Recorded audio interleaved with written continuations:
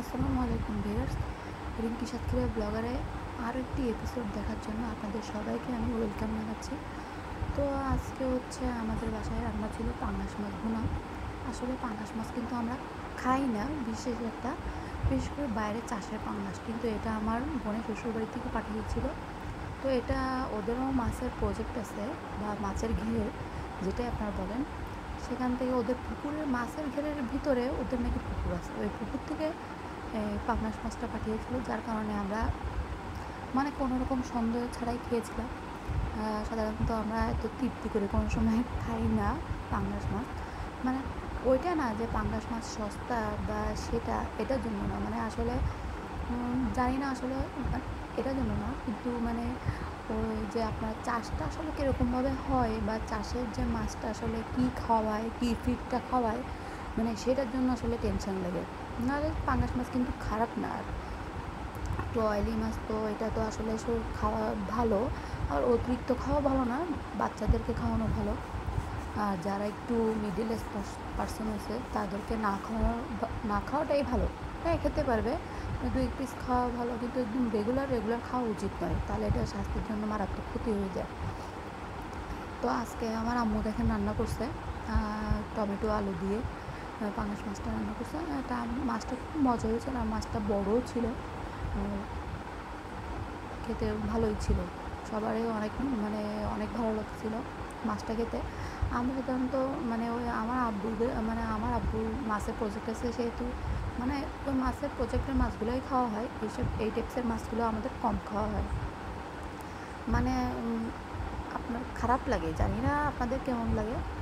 তো ভিউয়ার্স, আপনাদের কেমন লাগলো আমার আম্মু রান্না করছে? আর আমরা যেহেতু আস্তে আস্তে নতুন ভিডিও শুরু করছি, ভুল ত্রুটিও কিছু থাকবেই, একটু কথা বলার জড়তাও আছে আমার মধ্যে। তো এগুলো আপনারা সেভাবেই দেখবেন, ক্ষমাসুন্দর দৃষ্টিতে দেখবেন, আর চ্যানেলটাকে সামনে এগিয়ে নিয়ে যাওয়ার চেষ্টা করব। আর আপনারাও সেই সাথে আপনারাও আমাকে সাপোর্ট দিবেন, হেল্প করবেন যে এটা কীভাবে করলে সামনে এগিয়ে নিয়ে যাওয়া যায় সেটাই। আর দেখতে থাকুন আমার আম্মুর আজকের টমেটো আলু আর পাঙ্গাস মাছ দিয়ে এই মজার রেসিপিটা। এটার মধ্যে তো ধনিয়া পাতাটা থাকলে ভালো হয়, কিন্তু ধনিয়া পাতাটা তো ছিল না আমাদের বাসায়। এর এখন মনে হয় ধনিয়া পাতা পাওয়া যায় কিনা, আমি এতটা বাজারে খেয়াল করি না। বাজারে থাকলেও থাকতে পারে, জানি না, এখন তো সবই পাওয়া যায়, আকালের জিনিস অকালের জিনিস সবই পাওয়া যায়। আর আজকে ওয়েদারটা খারাপ ছিল না, ভালোই ছিল, ঠান্ডা ঠান্ডা ওয়েদার ছিল, মেঘ ছিল, বৃষ্টি পড়ছিল, হালকা বৃষ্টি, এতটা বেশি বৃষ্টি না, মানে ভালোই ওয়েদারটা ভালোই ছিল, মাথাটাও ঠান্ডা ছিল। যে ওয়েদার গরম থাকলে মাথাটাও গরম থাকে, কিন্তু ওয়েদার ঠান্ডা থাকলে মাথাটাও ঠান্ডা থাকে। তো ভিউয়ার্স, আপনারা দেখেন, আর আপনাদের সাথে অনেকক্ষণ বক করলাম।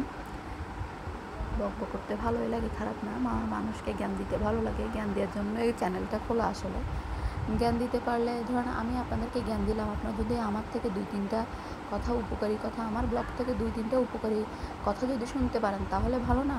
উপকারী কথা এখন বলার মানুষই কমে গেছে, এখন মানুষকে খারাপ বুদ্ধি দেয়, সবাই দেয় না, কিন্তু বেশিরভাগ মানুষই আপনার দেয়।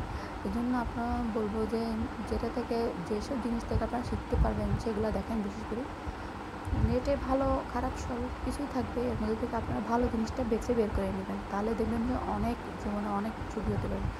তো সবাইকে শেষ করছি, এইভাবে এই ব্লগটি শেষ করছি। আমার আম্মু রান্নাও শেষ। আল্লাহ হাফেজ।